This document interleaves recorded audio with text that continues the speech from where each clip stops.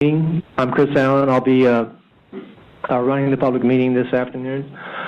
This is a Category 1 meeting between the NRC and Dominion Virginia Power. They would like to discuss the, their plans for renewal of their specific license at the north end of Power Station. Just as a reminder that on the first floor, visitors do not have to be escorted. The public is invited to observe this meeting, and they will have the opportunity to communicate with the NRC once the business portion has been concluded. But before the meeting is adjourned, and Dominion will have the opportunity to respond to any questions that they might have as well to the NRC. All handouts of the meeting will be included in a meeting summary, which will be posted on the public docket. We do intend to have an open dialogue, but neither the NRC nor Dominion will be making regulatory commitments, and there will not be any analyses performed. I forgot the feedback forms, but we would still encourage your feedback, and I can email those out to anybody who's interested. I would like to mention that the NRC has a safety culture policy statement. And the NRC believes that an effective safety culture must underlie every operational and regulatory consideration at nuclear facilities in the U.S. and worldwide. And I do have a copy of our safety policy here. At this time, I will see if there are any comments from management. Tony Shaw? None at this time. In that case, we'll go around and make the introduction. Actually, is this on? Can you hear me? Yeah. I'm Rich Ritter with Dominion. Tom Szymanski, Dominion. Brian Wakeman, Dominion. Gary LaRoe, Dominion. Jim Williams, Dominion. Don Vera, Spent Fuel Licensing Branch Chief, Acting. Murad Rahimi, Chief of Criticality Shielding Risk Assessment Branch at the NRC. Marlon Davis, Division of Spent Fuel Management, Safety Inspector. Harold Dunn, Division of Spent Fuel Management, Materials Engineer. Chris Banavac at the NRC, Division of Spent Fuel Management. John Wise, Division of Spent Fuel Management. Donald Chung, Division of Spent Fuel Management. Bob Tripathi, Senior Structural Engineer, Headquarters. Al Santos, Chief of the Renewables Materials Branch. David Tan, Senior Structural Engineer, Division of Spent Fuel Management. Tony Shaw, Deputy Director, Division of Spent Fuel Management. Senior Criticality Shielding Engineer, Spent Fuel Management. Karan Mauskar, Design Engineering, Arriva. Prakash Narayanan, Design Engineering, Arriva TM. Austin Young, Division of Spent Fuel Management. Don Shaw, Arriva Licensing. Aparna Alishwaran, Structural Integrity. Bernard Jagannath, Spent Fuel Storage Transmission Branch. Okay, and if we go to the phones, are there any NRC employees calling in? Ricardo Torres, Materials Engineer, Spent Fuel Management.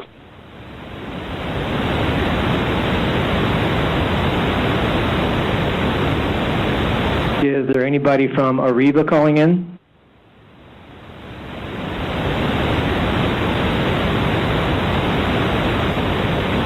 And members of the public? Mute off.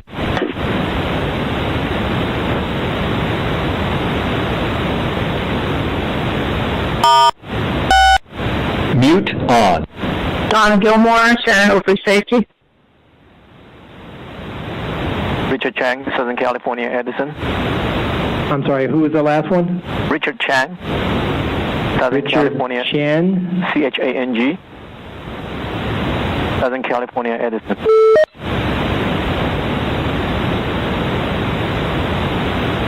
Is there anybody else? Yes, my name is Marvin Lewis, member of the public. I just called in.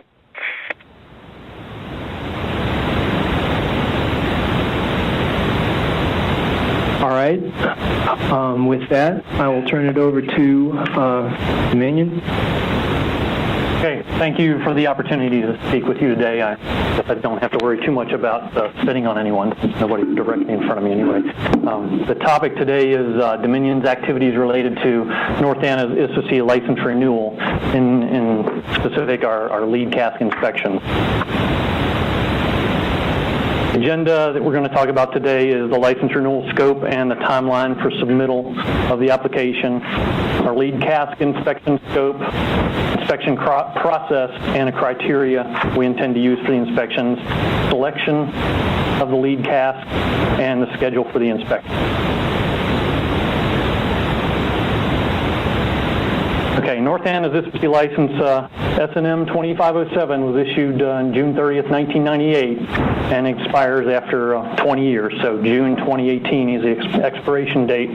It is a site-specific license, includes only Pad 1 and the TN32 casks on Pad 1. North Anna's ISSC does have a second pad adjacent to Pad 1, which contains New Home's horizontal storage systems under CSD 1030. We intend to submit the application by June 2016, and that's in accordance with 10 CFR 7242 Bravo requirements for timely submittal. And here's a picture of North Anna's ISSC. North is to the top of the page here, or to the top of the screen, and Pad 1 is in the center of your screen there. Pad 2 is to the right. And the zoom in of Pad 1, but north is to the left of the page as you're looking at it. A few things I wanted to mention. First of all, this is a 2013 photo, summer 2013, so 2 years after the earthquake we experienced. If you notice on the left-hand side there is the vacant spot where we intend to place the high burn-up storage cask, demonstration cask in 2017. Also, I wanted to mention when we loaded this pad, when we started storing casks at this pad, we started in the middle and worked in the north and the south directions. The only convention for that loading process was it was a little bit better from a pad stress standpoint, but that was the convention we used. We loaded from the middle and worked our way outwards. That'll be important later in a later part of the presentation.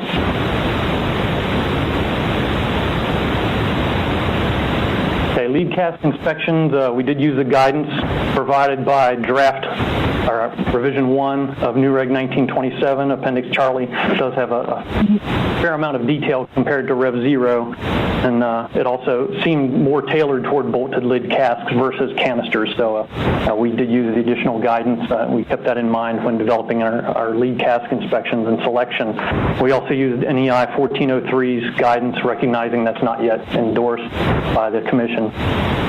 And we also took into account the request for additional information that Prairie Island had gotten on their license renewal application. And it seemed pertinent because Prairie Island uses TN40 bolted lid casks. They're very similar to the TN32s that North Anna uses. Our lead cask inspections will be supplemented by information we gain from quarterly material condition surveillances at the pad, which have identified primarily local conditions external to the surface of the cask would require touch-up painting, for example. Also, we did a fair amount of post-seismic event inspections immediately following the earthquake, but also in July 2012, we did some detailed inspections on 5 TN32 casks. We opened the access hatch on the top of the protective covers. We did not remove protective covers, but removed the access hatch on top of the protective covers on 5 TN32 casks. And we looked at the overpressure tank, the overpressure system, the tubing and valves, the top of the neutron shield, the neutron shield bolts, protective cover bolts.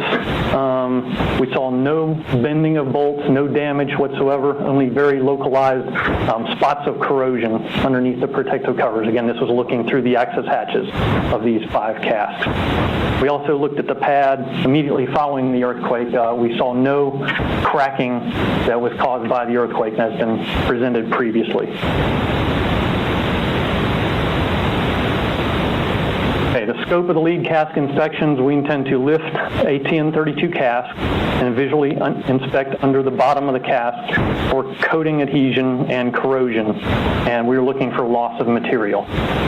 We also intend to remove a protective cover and inspect inside the protective cover the following components: the inside surface of the protective cover, the neutron shield, and the neutron shield bolts, the overpressure system we call the OP system, and its components including the tank itself, the tubing, and the fittings, and the visible lid sealing surface, including the lid bolts themselves.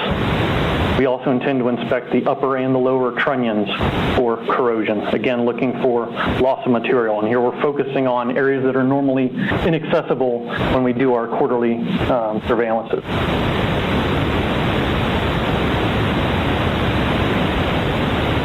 Okay, our lead cask inspections, the visual inspections are going to be conducted by certified Dominion NDE personnel to either VT1 or VT3 requirements, and that's in accordance with the ASME Section 11 requirements. VT1 is used for individual components, and VT3 is for general area inspections.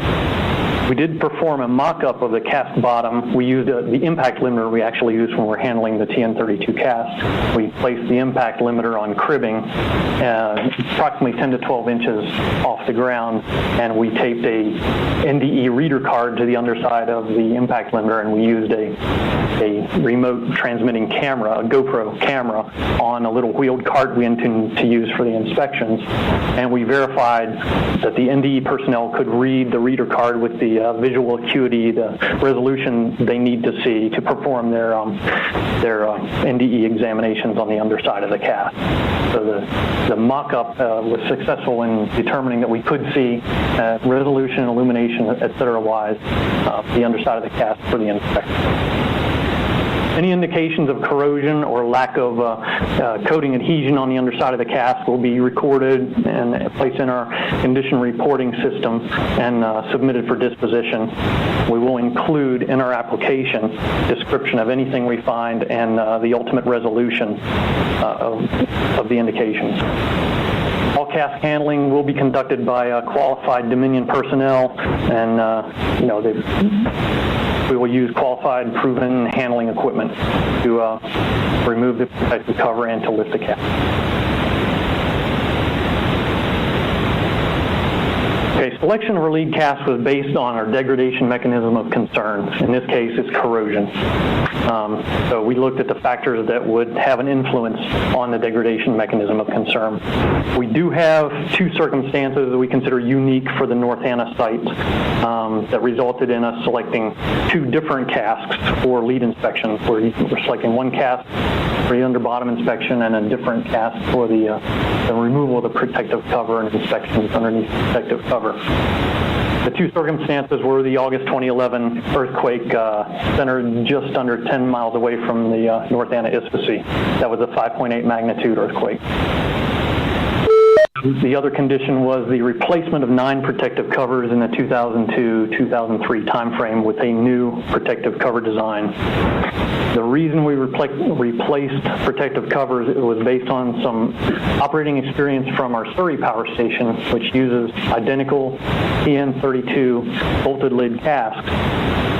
The older TN32 casks at Surrey actually had a protective cover design that had a Connex connector that came through the very top of the protective cover, and what we found over time is those connectors and the penetration through the very top of the protective cover resulted in some leaks and some water intrusion inside the protective cover at Surrey. So we proactively replaced the covers on this older design on 9 different of the oldest casks placed at the North Anna Isthmus prior to any water intrusion events. So the protective cover replacement became a selection criteria for the underprotective cover inspections we intend to do. Now, I'll explain that in more detail.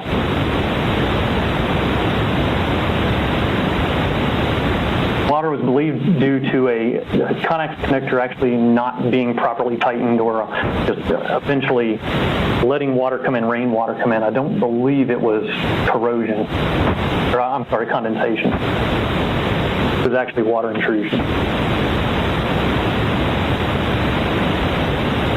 Okay, for the bottom inspection, the factors that contributed to our selection of the cask we selected for bottom inspection include accessibility for lifting. I'll explain that in detail in the next slide. Movement during the seismic event.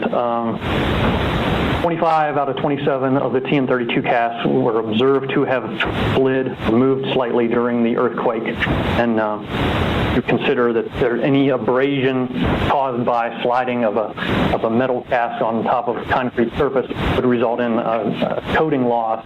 We would want to certainly look at a cask that had moved during the earthquake. Decay heat of the fuel as loaded in the cask was a consideration. We do have some technical literature that pointed to elevated temperature causing slightly higher corrosion rates in ambient air for carbon steel. So decay heat of the as loaded fuel in the cask became a selection factor, as did time since loading, since corrosion is an age-related mechanism.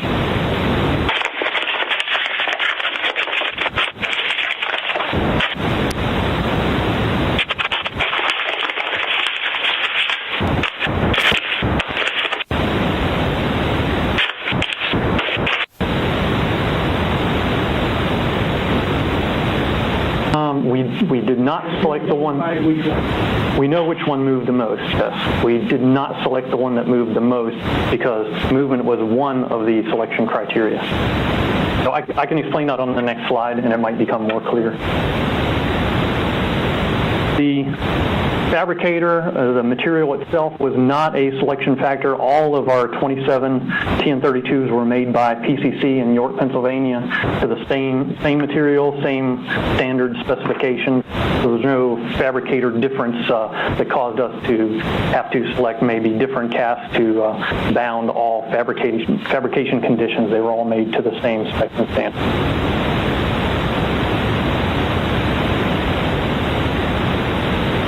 Here's a picture of us loading one of our final casks on the south end of pad 1. In the picture is the prime mover and the cask transporter as it's positioning one of the casks on the end of the pad. A few things to notice from the picture. First of all, the trunnion orientation. The transporter has the lift yokes that engage the trunnions are on the east and west sides of the TN32 cask. Since we load from the middle outwards, obviously we keep adding casks towards the end of the pad so that the oldest casks are actually towards the center of the pad.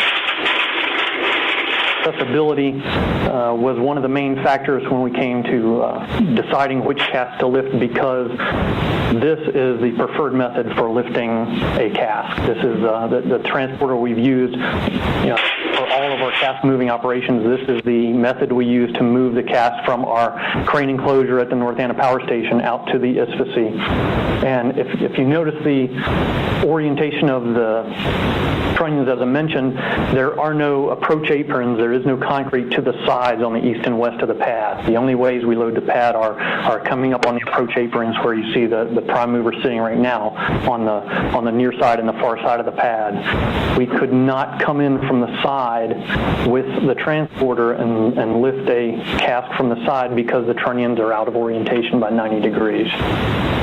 So accessibility is important because we wanted to select not only a representative cask, but do so in a safe method.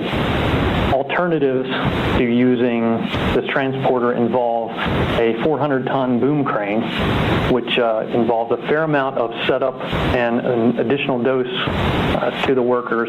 It also, because of the weight involved, approximately 120 tons, you have a very steep lift angle. So there is concern about lifting the cask and it becoming a very large spherical pendulum. We did not want the cask moving while we were trying to inspect underneath it. And it was involving a temporary lift where there's no control over, other than administrative, there's no control over the ultimate lift height. And we have a technical specifications limit of 18 inches per lift, which we get with the transporter because it physically cannot be lifted higher than 18 inches. We do not get that with a boom crane. Another alternative we considered, and this is something that we presented when we did a license amendment request for the pad spacing about a year and a half ago, was setting up a temporary gantry crane. And that involves putting what our vendor calls power towers on either side of the pad, and then installing a large girder to span between the power towers, and then you would, kind of similar to what you're looking at now, but it spans all the way across the pad, and then you engage the trunnions just like you would here. But that involves temporary setup, more dose to the workers. It is uncontrolled lift height, as I mentioned before, is not considered as safe as using a transporter. So we could use the transporter to get to the center of the pad, and that would involve moving at least 6 casks. In this case, our pad 2, which we could have placed casks on the end of pad 2 before we did our recent module expansion. Pad 2 is now full of HSM modules. It has empty modules toward the end, but the only place we could put TN32s temporarily would be on the approach aprons to the HSM modules on pad 2. It would involve moving at least 6 casks in this fashion and then returning them.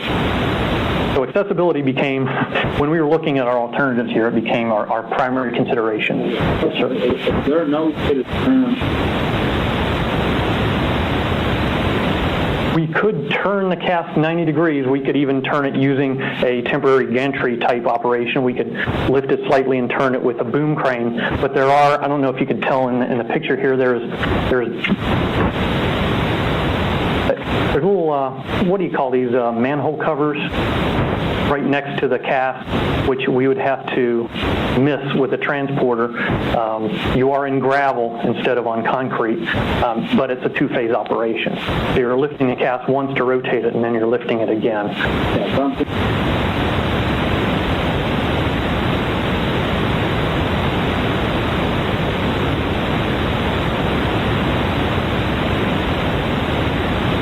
Certainly, if we had, say, if we had a leak and we had to return it to the station within 30 days, we'd have to evaluate, the best way to do that, and that may involve moving 6 casks that are in the way with the transporter, for example. But we would certainly consider trying to rotate the trunnions and access from the side as well.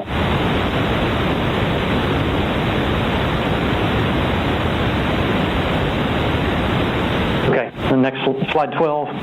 So based on the selection factors, we chose cask 49 for the bottom inspection.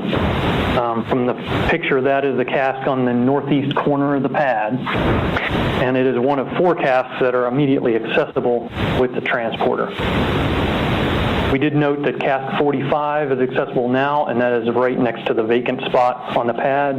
But we noted that we do plan to load the high burnup demonstration cask in 2017, and the demonstration cask will block access to cask 45 for any future bottom inspections.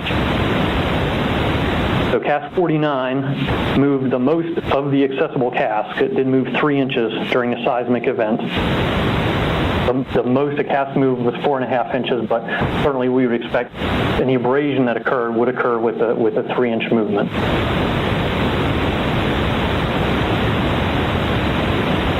Any abrasion we would expect to see with the 3-inch cask movement. In other words, maybe not more than one with 4.5 inches. But certainly representative of the cask that moved.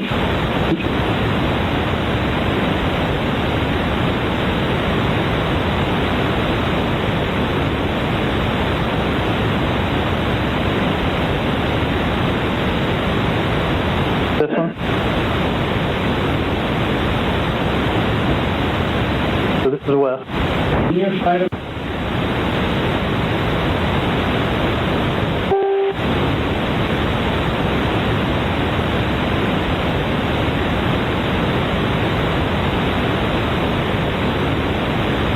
The problem is the accessibility, yes, sir.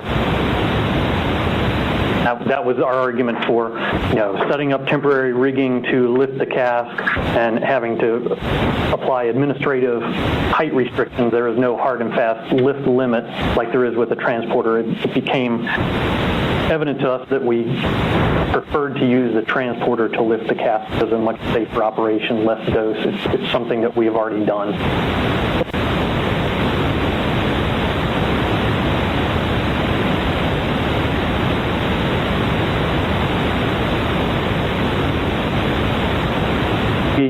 not verify that.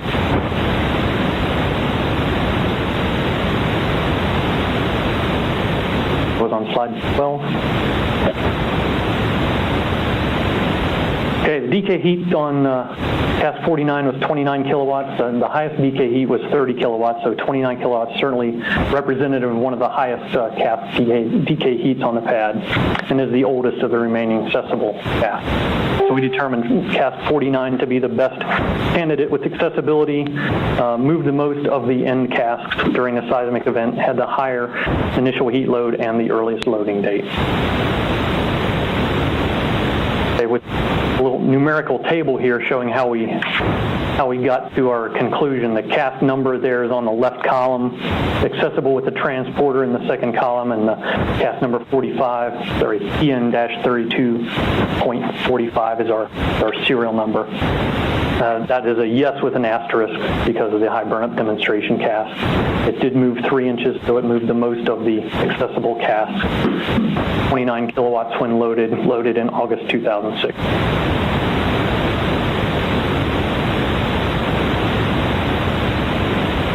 Okay, for the protective cover inspections, the factors that contributed to our cask selection involved time since cover installation, again, corrosion is age-related mechanism. Movement during the seismic event, we did have 2 out of 27 casks that showed no evidence of movement. We're not sure there's any correlation with movement or not, but it seemed to make sense to us to inspect a cask that had moved. And not inspected after the seismic event. And this is, as I mentioned, the July 2012 inspection of 5 casks by removing the access cover and looking inside. After we completed our inspection, each cask contains a number of desiccant bags to absorb moisture inside. When we completed our inspection, we replaced the desiccant bag. So it chose to inspect a cask that had not been opened and had desiccant bags replaced for that reason.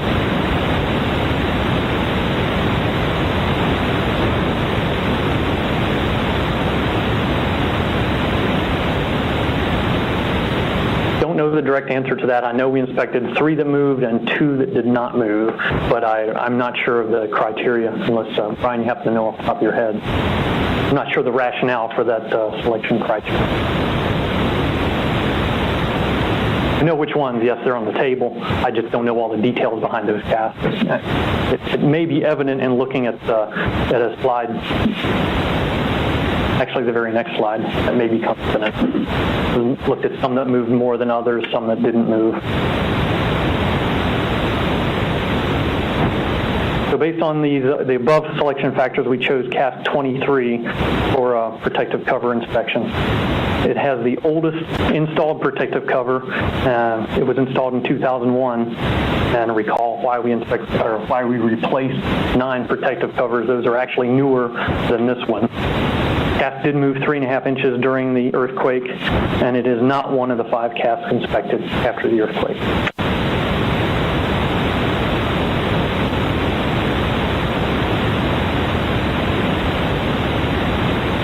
I don't believe there was any issue with the protective covers that were replaced, but it was a proactive replacement based on our OE from Surrey that did have some leaks from the top connector.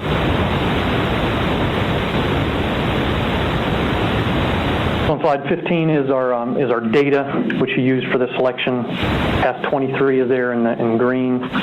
Loaded in July 2001, has not had its protective cover replaced, so this is one of the first of the new style protective covers. Moved 3.5 inches during the earthquake. Was not inspected during the seismic event, and as I realized after I'd sent the presentation, we have recoating campaigns for all of our casks at Surrey and North Anna. We started at Surrey. So 9 casks have actually been recoated. That's where the entire exterior of the cask is grit blasted and primed and then painted over, and this is due to some efflorescence and staining we've seen on the exterior of the cask. We're through at Surrey, we're to a regular replacement. We haven't reached that point at North Anna yet, but 9 have been coated.